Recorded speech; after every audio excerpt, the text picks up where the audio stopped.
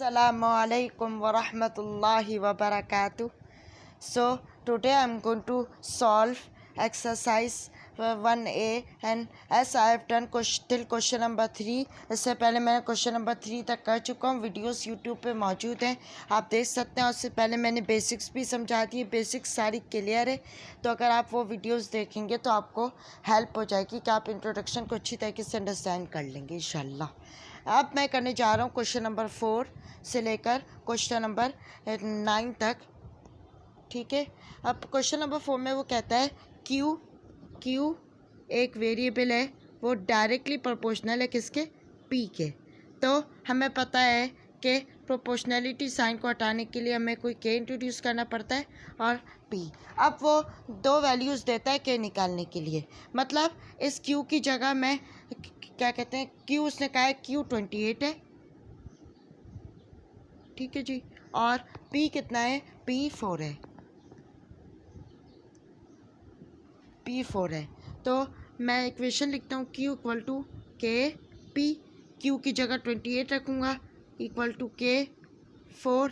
अब 28 ये 4 इधर मल्टीप्लाई इधर आएगा, डिवाइड हो जाएगा, इक्वल टू के इक्वल टू 7. आपके पास तार आंसर आएगा. अब वो फर्स्ट पार्ट में कहता है x plus Q in terms of P. मतलब आपको कनेक्टिंग इक्वेशन बनानी है. तो कनेक्टिंग इक्वेशन क्या बनेगी, क्यू इक्वल टू 7p. ठीक है.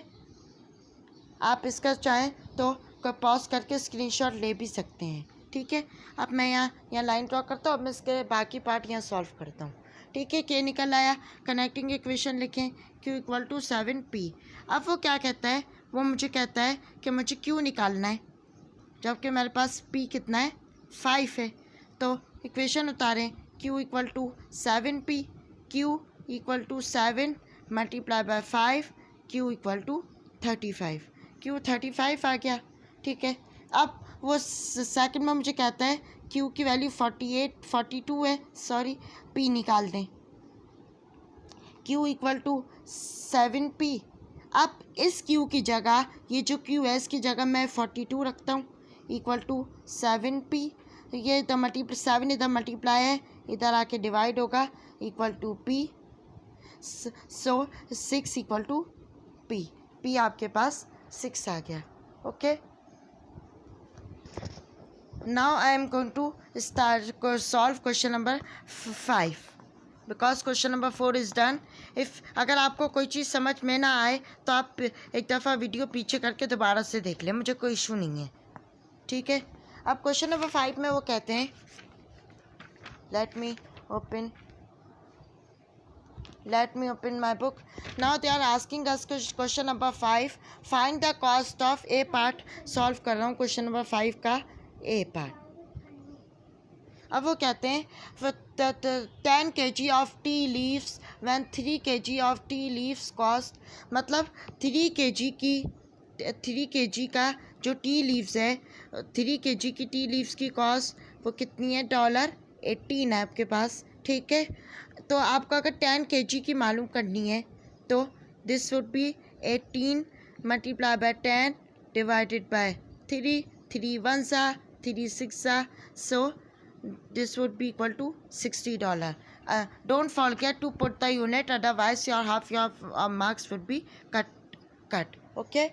Now they are asking us that, now let's come to the B part. Now they are asking us a kg of sugar when b kg of sugar cost C. That means a b kg of sugar की cost जो है वो $C है. Okay.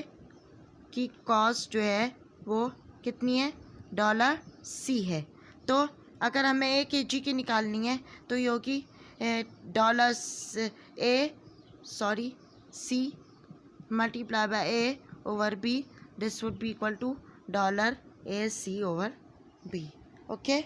So I have done question number 5. Now let's come to the question number 6. आजकल मैं videos वैसी बहुत छोटी बना नहीं रहा due to my business. I am not able to uploading the videos. So I am today free, so I have. Okay.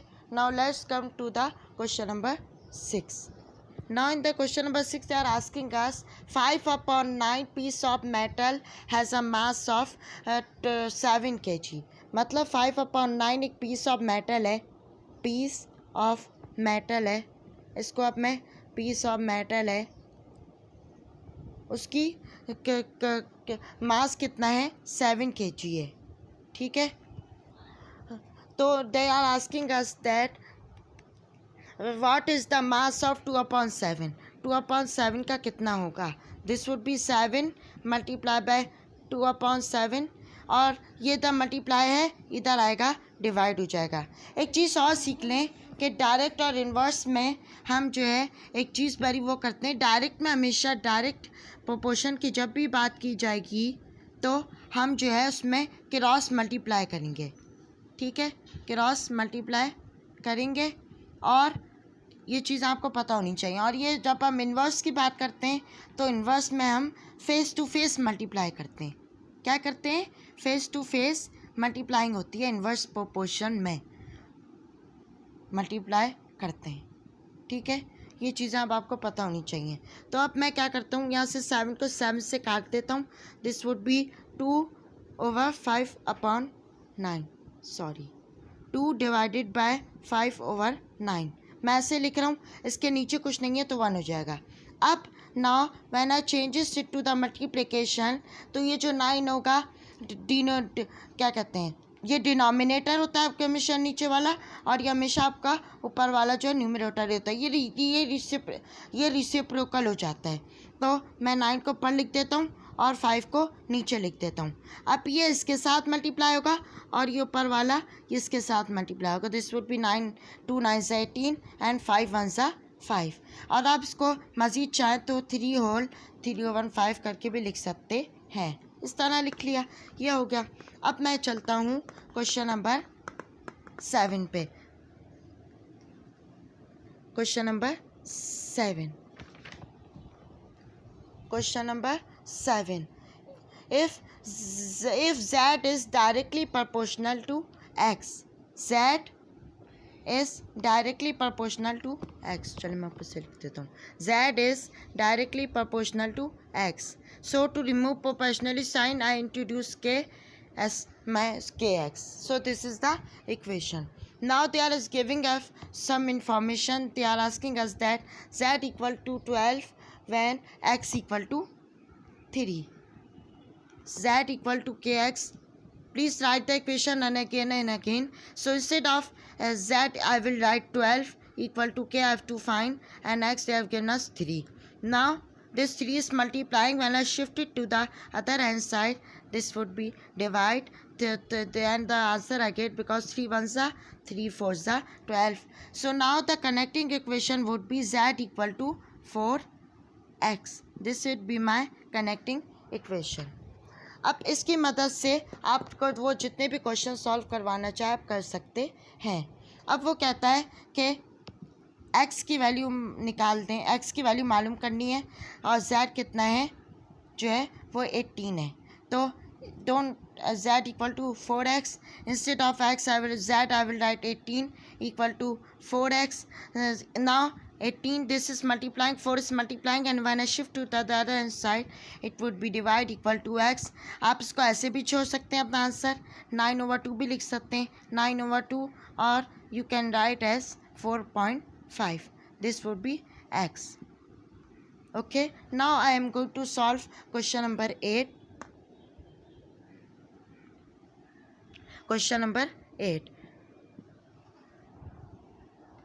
Now in the question number 8 they are asking us that if b is directly proportional to a, b is directly proportional to a, so b equal to, instead to remove proportionality sign I introduce k. Now they are asking us that b equal to 3 when a equal to 18, b equal to k, a, instead of b I will write 3 equal to k, we have to find, and 18.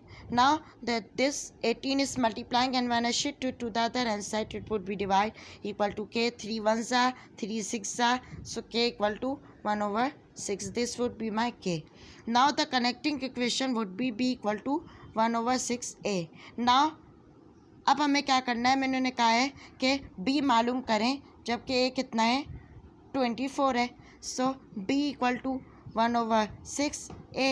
Instead of a I will write 24 because I have to find b equal to 6 ones are 6 fours are, so b equal to 4. And I have solved it question number 8. So please don't forget to share, like and subscribe my channel. अगर आपको कोई भी चीज़ नहीं समझ में आए तो मुझसे कमेंट्स में लिख सकते हैं. क्या कहते हैं, आई विल डेफिनेटली रिप्लाई. अपना बहुत सारा ख्याल रखिएगा, दुआ में याद रखिएगा. जज़ाकल्लाह. अस्सलामु अलैकुम वरहमतुल्लाहि वबरकातुहू.